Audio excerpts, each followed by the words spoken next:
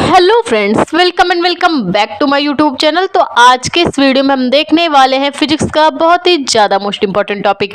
तो टॉपिक आप देख सकते हैं, टॉपिक है आपका निलंबित कुंडली धारा मापी। तो क्या होती है निलंबित कुंडली धारा मापी? इसको इंग्लिश में सस्पेंडेड कॉइल गैल्वेनोमीटर भी बोला जाता है। ठीक है, ये चल कुंडली धारा मापी का पहला रूप है निलंबित कुंडली धारा मापी। तो बात करें सिद्धांत की, तो देख सकते हैं इसका सिद्धांत क्या होता है। यह किसी धारावाही चालक के या किसी भी धारावाही चालक के बल युग्म का जो आघूर्ण होता है, बल युग्म आघूर्ण के सिद्धांत पर कार्य करती है। भाई किसी भी धारावाही चालक के बल युग्म के आघूर्ण के सिद्धांत पर कार्य करती है कौन? निलंबित कुंडली धारा मापी। ठीक है, जो धारावाही चालक पे बल आघूर्ण लगता है ना, उसके सिद्धांत पे निलंबित कुंडली धारा मापी वर्क करती है। तो चलिए बात कर ले इसके फिगर की। तो ये इसका फिगर है। ठीक है, तो देख सकते हैं आप इसमें हमने क्या किया है। देख सकते हैं दो प्रबल चुंबक है। सबसे पहले बीच में लिया है एक लोहे की क्रोड, लोहे की एक ठोस क्रोड है जिसके ऊपर हमने क्या किया है, एल्युमिनियम की चादर चढ़ाई हुई है, एल्युमिनियम का फ्रेम लगाया हुआ है। एक लोहे की क्रोड है जिसमें हमने क्या किया, एल्युमिनियम का फ्रेम लगाया। फिर उसके ऊपर क्या है, तांबे के तार को कई फेरे लपेटकर उसकी कुंडली बनाई गई है। ठीक, सबसे पहले है लोहे की क्रोड, फिर एल्युमिनियम का फ्रेम है और फिर तांबे के तार की कुंडली बनाई गई है, जिसको क्या किया गया है, प्रबल चुंबक जो आपके हैं, प्रबल चुंबक नॉर्थ और साउथ जिनके ध्रुव हैं उनके बीच में इसको लटकाया गया है। एक बार फिर से देखिए, एक लोहे की क्रोड है, एल्युमिनियम का फ्रेम लगा है, तांबे के तार की कुंडली है और दो प्रबल चुंबकों के बीच में इसको लटकाया गया है। ठीक है, ऊपर क्या लगा है, ऊपर लगा है एक समतल दर्पण। समतल दर्पण यानी कि एक मिरर रखा गया है। ठीक, जिसमें प्रकाश या धारा का मान आसानी से ज्ञात किया जा सके। ऊपर लगी है फास्फर ब्रांच की पत्ती। क्या लगी है, फास्फर ब्रांच की पत्ती। फिर उसके ऊपर मरोड़ टोपी। फिर क्या लगा है, एक टर्मिनल T1 और जिसको हमने क्या किया, तार से जोड़ा हुआ है। ठीक है, तो देख सकते हैं आप ऊपर हम क्या करेंगे, टर्मिनल से ही हम धारा प्रवाहित करते हैं। ऊपर टर्मिनल से जब धारा प्रवाहित करते हैं तो मरोड़ टोपी से होती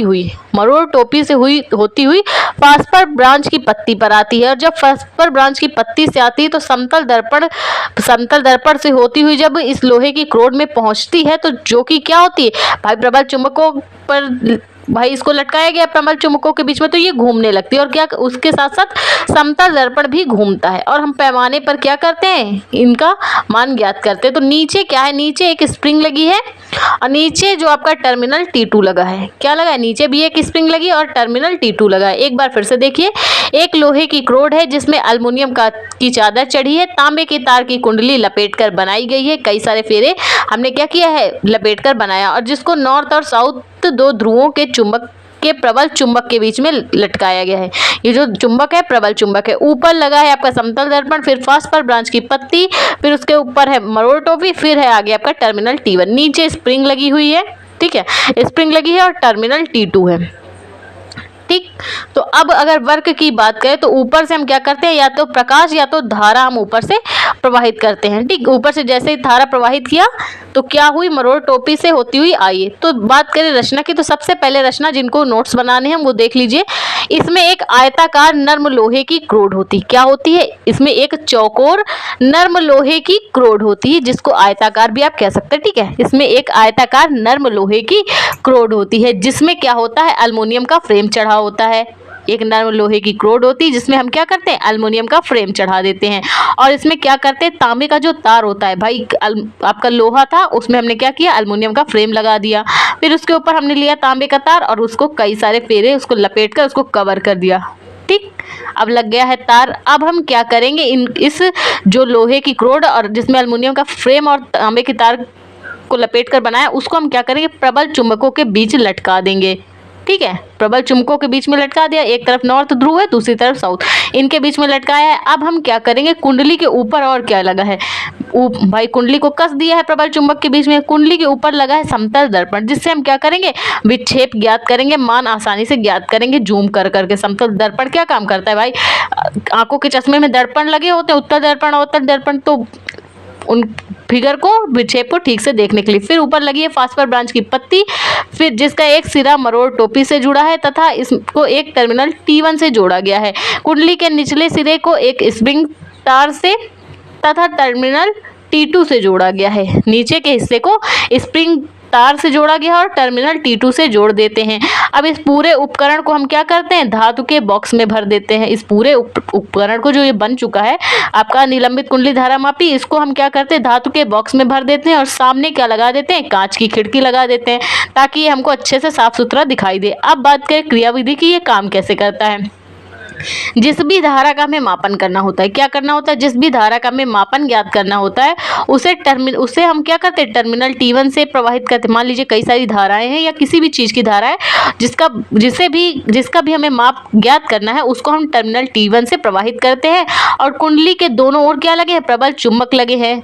भाई जब हमने धारा प्रवाहित की टर्मिनल T1 से तो क्या हुआ, कुंडली के दोनों साइड क्या लगे, प्रबल चुंबक, जिसके कारण क्या होगी, कुंडली घूमने लगेगी। अब कुंडली घूमेगी प्रबल चुंबक और धारा के कारण, तो क्या होगा, समतल दर्पण भी घूमने लगता है।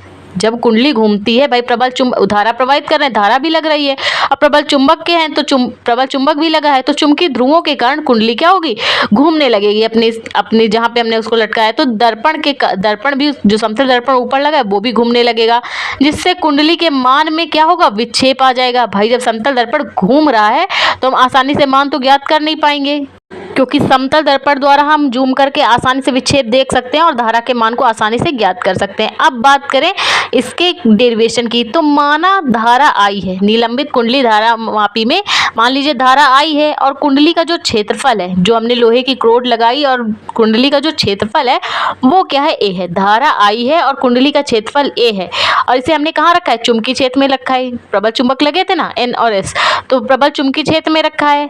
तब धारा आई ही प्रवाहित करने में जो किया गया कार्य है उसके कारण जो बल आघूर्ण लग रहा है वो क्या होगा।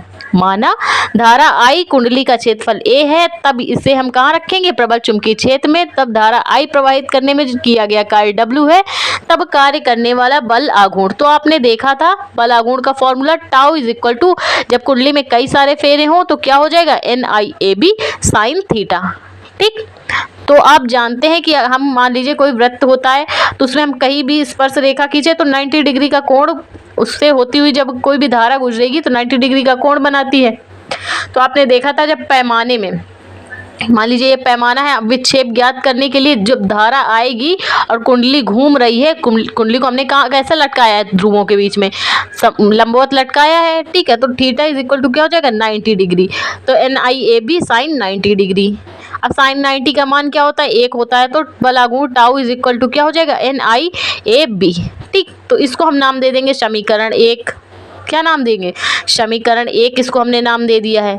अब हम क्या करेंगे, अब हम जब ऐंठन के कारण, भाई कुछ ना कुछ ऐंठन आ जाएगी, जब वो घूम ही रही है, स्प्रिंग भी तो लगी है, तो ऐंठन के कारण जो प्रत्यानयन बल आघूर्ण कार्य कर रहा है इस कुंडली में, देख सकते हैं आप, ये स्प्रिंग है, जब इसको हम ऐंठते जाएंगे भाई वो घूम ही रही है, तो ऐंठन के कारण जब एकदम से छोड़ा जाएगा तो कुंडली कुछ इस तरह अपने उसमें आएगी, तो ऐंठन के कारण जो बल आघूर्ण कार्य कर रहा है वो क्या है, प्रत्यानयन बल आघूर्ण है, जहाँ पे C क्या है, मरोड़ दृढ़ता, और फाई क्या है, दृढ़ता गुणांक। ठीक, तो हम क्या करेंगे, जब एक समीकरण 1 और 2 से तो क्या होगा, टाउ टाउ तो दोनों एक साइड है तो ये कैंसिल हो जाएंगे और बचेगा क्या आपका NIAB, क्या बचेगा, NIAB is equal to C phi, क्या हो जाएगा, C फाई, दृढ़ता गुणांक किंतु मरोड़ दृढ़ता। ठीक है, तो हमें भाई धारा का मान ही ज्ञात करना था निलंबित कुंडली धारा मापी में, नाम ही है उसका धारा मापी, तो धारा का मान I इज इक्वल टू क्या हो जाएगा, C फाई अपॉन में क्या आ जाएगा, NAB। तो ये आ चुका है धारा का मान। ठीक है, तो अब हम क्या करेंगे, मान लेते हैं कि जो C अपॉन NAB है, क्या है, C अपॉन NAB, तो इसको हम क्या किसके बराबर कर लेंगे, कांस्टेंट K के बराबर कर लेंगे। किसके बराबर, कांस्टेंट K के बराबर कर लेंगे, तब धारा का मान क्या आ जाएगा, I is equal to K फाई, I इज इक्वल टू क्या हो जाएगा, K फाई। तो आप कह सकते हैं धारा का जो मान होता है वो दृढ़ता गुणांक के अनुक्रमानुपाती होता है। तो आई होप आपको निलंबित कुंडली धारा मापी समझ में आई, सिद्धांत समझ में आया, रचना समझ में आई, क्रिया विधि समझ में आई, डेरिवेशन समझ में आया। तो प्लीज़ वीडियो को लाइक और हमारे चैनल को सब्सक्राइब करें। Thank you for watching this video.